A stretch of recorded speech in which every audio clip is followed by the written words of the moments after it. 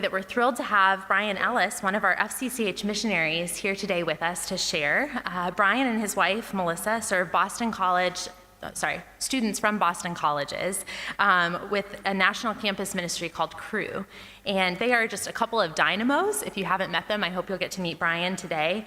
I'm always blessed by just how winsome and effective they are in sharing the gospel. And I know we'll be blessed today hearing from them and hearing from Brian as he shares our story of grace. So really glad to have him with us today. Good morning.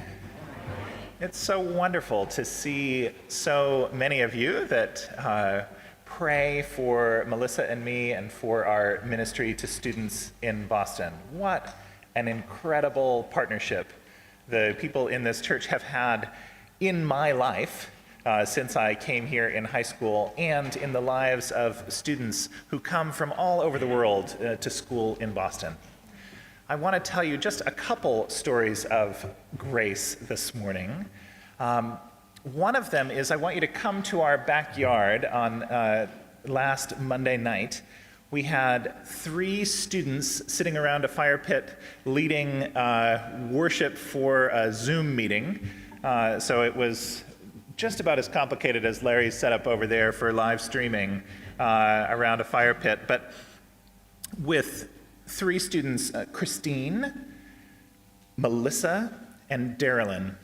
Christine is an international student from Singapore.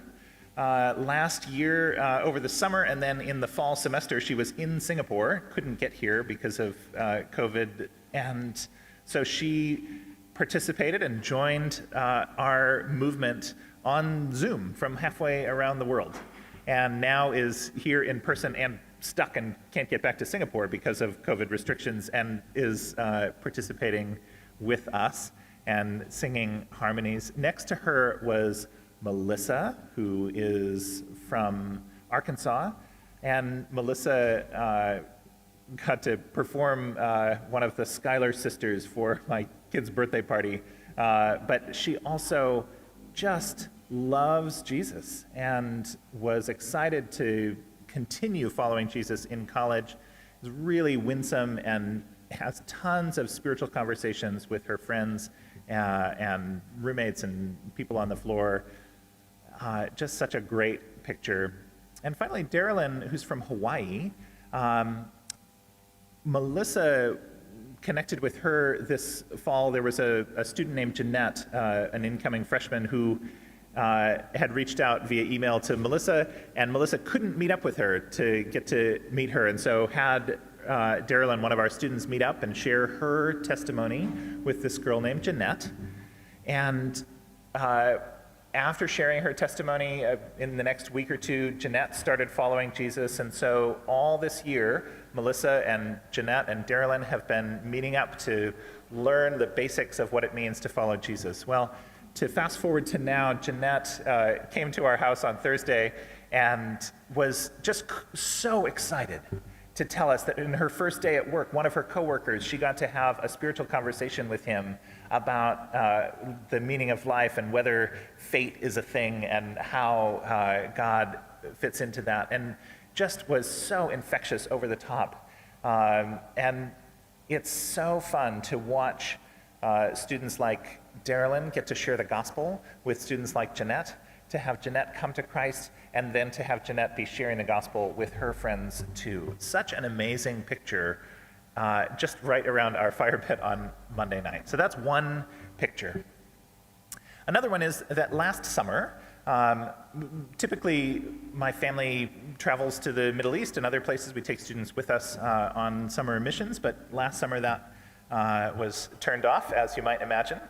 And one of Melissa's mentors said, "Hey, I would love to pay for you to take a class at Gordon Conwell this summer. Would you do a virtual class?" And so Melissa got to take an Old Testament survey class with Donna Petter at the seminary, and it was fantastic. She read the Old Testament twice over the course of the summer, and it was so rich for her. And she wrote Bible studies on walking through the Old Testament with college students. Well, this fall and spring, I got to use those Bible studies with 3 guys that I have been getting to disciple.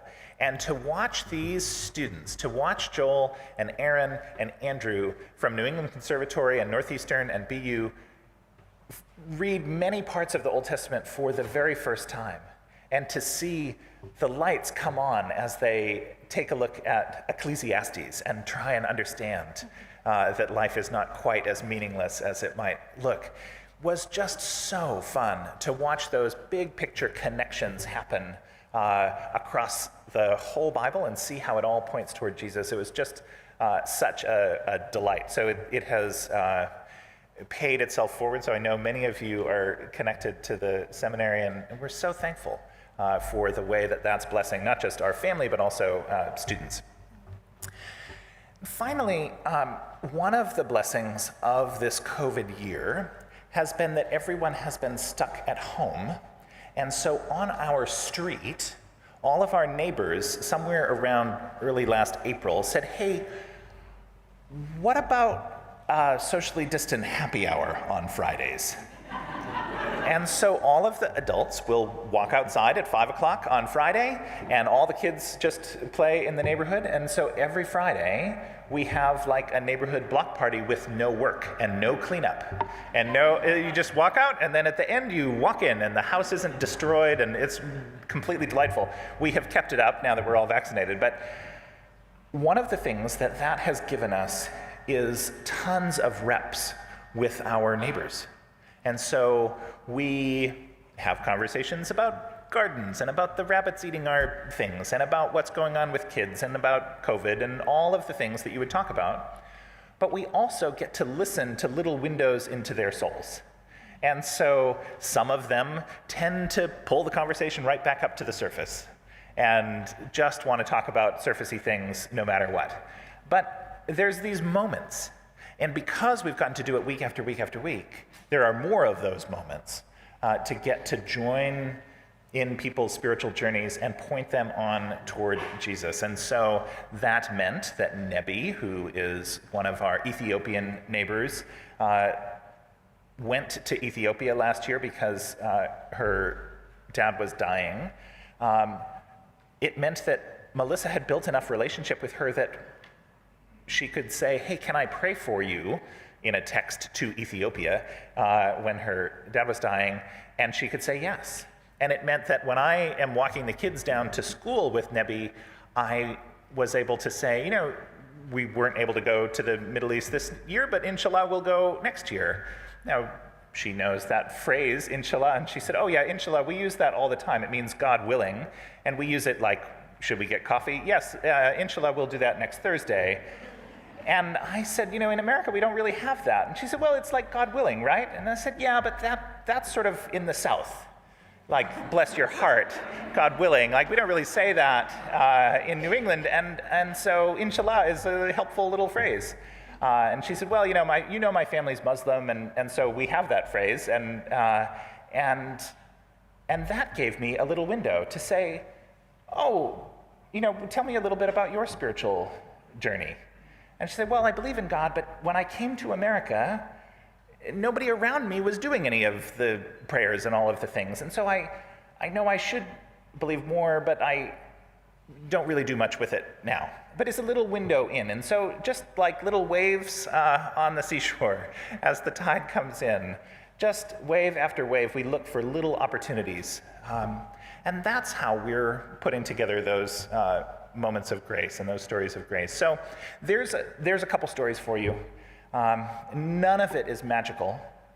All of it happens because you guys are praying for us. What an amazing blessing that is. Thanks so much. Thanks for praying for us. Thanks for letting me share a little bit this morning.